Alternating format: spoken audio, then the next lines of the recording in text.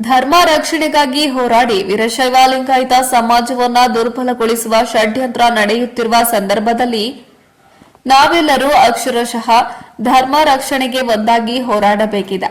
ಹೀಗಂತ ಮಾಜಿ ಮುಖ್ಯಮಂತ್ರಿ ಬಿಎಸ್ ಯಡಿಯೂರಪ್ಪ ಕರೆ ನೀಡಿದ್ರು.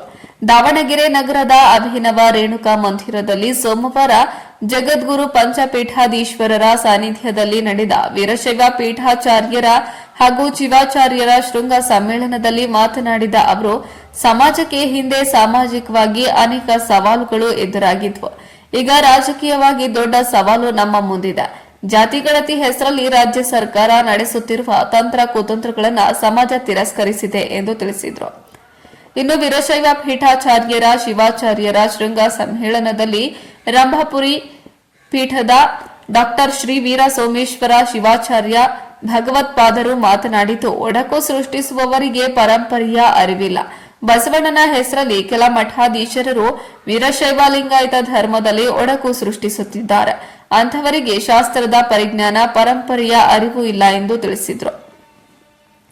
ಇನ್ನು ಇದೇ ಸಂದರ್ಭದಲ್ಲಿ ಶ್ರೀಶೈಲ ಪೀಠದ ಜಗದ್ಗುರು ಡಾ ಚನ್ನಸಿದ್ದರಾಮ ಪಂಡಿತಾರಾಧ್ಯ ಸ್ವಾಮೀಜಿ, ಕಾಶಿ ಪೀಠದ ಜಗದ್ಗುರು ಡಾ ಚಂದ್ರಶೇಖರ ಸ್ವಾಮೀಜಿ, ಯಡಿಯೂರು ಶ್ರೀ ರೇಣುಕಾ ಶಿವಾಚಾರ್ಯ ಸ್ವಾಮೀಜಿ ನೇತೃತ್ವ ವಹಿಸಿದ್ರು. ಅಧ್ಯಕ್ಷ ಡಾ ರಾಮನೂರು ಶಿವಶಂಕರಪ್ಪ, ಮಾಜಿ ಶೆಟ್ಟರ್, ಬಿಜೆಪಿ ರಾಜ್ಯಾಧ್ಯಕ್ಷ ಬಿವೈ ವಿಜಯೇಂದ್ರ, ಸಚಿವರಾದ ಎಸ್ಎಸ್ ಮಲ್ಲಿಕಾರ್ಜುನ ಈಶ್ವರ್ ಖಂಡ್ರೆ, ರಾಷ್ಟ್ರೀಯ ಉಪಾಧ್ಯಕ್ಷರಾದ ಅಥಣೆ ವೀರಣ್ಣ, ತಾವರೆಕೆರೆ ಶಿಲಾಮಠದ ಡಾ ಸಭಿನವ ಸಿದ್ದಲಿಂಗ ಶಿವಾಚಾರ್ಯ ಸ್ವಾಮೀಜಿ, ಪರಿಷತ್ ಮಾಜಿ ಸದಸ್ಯ ಡಾ ಎಚ್ ಶಿವಯೋಗಿ ಸ್ವಾಮಿ ಮತ್ತಿತರರು ಕಾರ್ಯಕ್ರಮದಲ್ಲಿ ಉಪಸ್ಥಿತರಿದ್ದರು.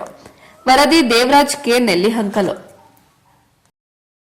ಚರಣಗಳಲ್ಲಿ ದೀರ್ಘದಂಡ ಪ್ರಣಾಮ ಸಮರ್ಪಿಸಿ ಸಮ್ಮುಖ ವಹಿಸಿರುವ ಎಲ್ಲ ರಾಜ್ಯದ ಸಮಸ್ತ ಆತ್ಮೀಯ ನನ್ನ ಬಳಕೆ ಸೇರಿದ ಎಲ್ಲ ಶಿವಾಚಾರ್ಯರು ನಮನಗಳನ್ನು ಸಮರ್ಪಿಸಿ ಆಗಮಿಸಿದ ಗಣ್ಯಮಾನ್ಯ ಎಲ್ಲ ಸಜ್ಜನರೇ, ಸದ್ಭಕ್ತರೇ, ಮಾತೆಯರೇ, ಮುದ್ದು ಮಕ್ಕಳೇ, ಈ ಕಾರ್ಯಕ್ರಮ ಎಲ್ಲರಿಗೂ ಗೊತ್ತಿರೋ ಹಾಗೆ ಶೃಂಗ ಸಮ್ಮೇಳನ ಕಾರ್ಯಕ್ರಮ, ವೀರಶೈವ ಪೀಠಾಚಾರ್ಯರು ಹಾಗೂ ಶಿವಾಚಾರ್ಯರ ಶೃಂಗ ಸಮ್ಮೇಳನ ಕಾರ್ಯಕ್ರಮ ನಭೂತೋ ನ ಭವಿಷ್ಯಂತೆ ಆಗಿದೆ. ಈ ಶಿವಾಚಾರ್ಯರ ಹುಟ್ಟು ಈಗಾಗಲೇ ಶಿವ ಸಂಸ್ಥೆ ಹುಟ್ಟಿ 40 ವರ್ಷ ಆಗಿದೆ. 40 ವರ್ಷದಲ್ಲಿ ಇದೇ ರೇಣುಕಾ ಮಂದಿರದಲ್ಲಿ 107 ಜನ 109 ಜನ ಶಿವಾಚಾರ್ಯರು ಸೇರಿಕೊಂಡಿದ್ದರು. ಆ ಸಮಾರಂಭವನ್ನು ಉದ್ಘಾಟನೆ ಮಾಡಿದವರು ರಂಭಾಪುರಿ ಪೀಠದ ಜಗದ್ಗುರು ವೀರ ರುದ್ರಮುನಿ ಶಿವಾಚಾರ್ಯ ಸ್ವಾಮೀಜಿಯವರು ಆ ಕಾರ್ಯಕ್ರಮದಲ್ಲಿ ಭಾಗವಹಿಸಿದ್ರು. ಆ ಕಾರ್ಯಕ್ರಮ ಸರ್ವಾಧಿಕಾರಿಗಳಾಗಿ ಅಧ್ಯಕ್ಷರಾಗಿದ್ದವರು ಡಾ ಜತಿನಿಯವರು ಹಾಗೂ ಆ ಕಾರ್ಯಕ್ರಮದ ಮುಖ್ಯ ಅತಿಥಿಗಳಾಗಿ ಎಸ್ ನಿಜಲಿಂಗಪ್ಪ ಮಾಜಿ ಮುಖ್ಯಮಂತ್ರಿಗಳು ಆಗಮಿಸಿದ್ರು. ಹಾಗೂ ಆ ಕಾರ್ಯಕ್ರಮಕ್ಕೆ ಬಹುಶಃ ಬಿ ಡಿ ಜತಿಯವರು ಉಪರಾಷ್ಟ್ರಪತಿ ಆಗಿದ್ದಂತೆ ಬಿ ಡಿ ಜತಿಯವರು ಆಗಮಿಸಿದ್ರು. ಮತ್ತು ಈ ಕರ್ನಾಟಕದಲ್ಲಿ ಪ್ರಪ್ರಥಮವಾಗಿ IAS ಪಾಸ್ ಮಾಡಿದ JB ಮಲ್ಲಾರಾಧ್ಯರು ದಿವಾನರಾಗಿದ್ದರು. ಆ ಕಾರ್ಯಕ್ರಮ ಭಾಗವಹಿಸಿದ್ರು. ಆ ಕಾರ್ಯಕ್ರಮ ಅವತ್ತು 40 ವರ್ಷಗಳಿಂದ ಪ್ರಾರಂಭದ ಸಂಸ್ಥೆ ನಿರಂತರವಾಗಿ ನಡೀತಾ ಇದೆ. ಈ ಸಂಸ್ಥೆಗೆ 2ನೇ ಸಮಾವೇಶ ಆಯಿತು ಇದೇ ದಾವಣಗೆರೆಗೆ, ಇದೇ ರೇಣುಕಾ ಮಂದಿರದಲ್ಲಿ. ಪಂಚಪೀಠಾಧೀಶ ಸಮ್ಮುಖದಲ್ಲಿ ಜಗದ್ಗುರು ವಾಗೀಶ ಪಂಡಿತಾರಾಧ್ಯರ 8ನೇ ವರ್ಷದ ಪುಣ್ಯಾರಾಧನೆ ಸಂದರ್ಭದಲ್ಲಿ ಮತ್ತೆ ಶಿವ ಸಮ್ಮೇಳನ ಆಗಿತ್ತು.